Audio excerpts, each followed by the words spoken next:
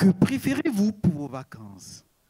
Voyager pour découvrir les littoraux de l'Atlantique ou voyager pour découvrir le désert de Syrie? Celui-ci étant hostile, le choix est vite opéré. Mais je vous annonce qu'il y a plus amoureux que vous de ces territoires attractifs. Eux, ils aiment s'installer sur les territoires pour le travail. Eux, ce sont les médecins.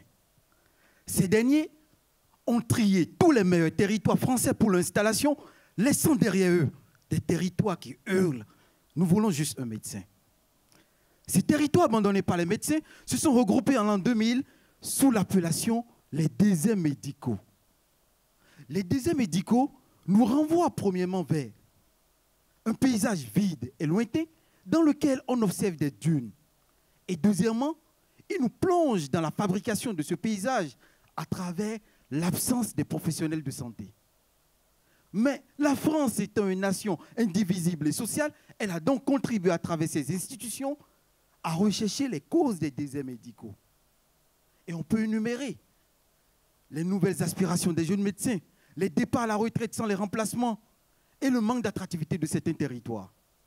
Pour garantir l'accès aux soins dans ces déserts, de nombreuses initiatives ont été menées et on peut citer la création des maisons de santé pluriprofessionnelles, le développement de la télémédecine et la mise en place des mesures incitatives à l'installation.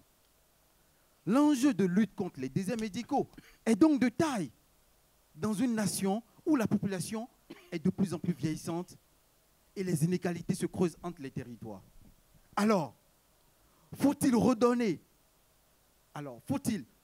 via ces déserts à travers un projet global ou juste créer des maisons de santé? Pour répondre à cette question, j'ai donc décidé dans le cadre de ma thèse de travailler sur la désertification médicale et le vieillissement sur 3 déserts situés dans 3 départements, Indre, Loir-et-Cher, l'Eure-et-Loir. Et en menant l'étude auprès des professionnels de santé, des élus communaux et départementaux et les seniors de 65 ans et plus. Au cours de ma recherche, 50 annonces d'installation ont été collectées sur une période de 33 mois dans les 6 départements de la région. Cette démarche m'a permis d'observer une disparité au sein de la répartition. 4% pour l'Indre et 44% pour l'Eure-et-Loir.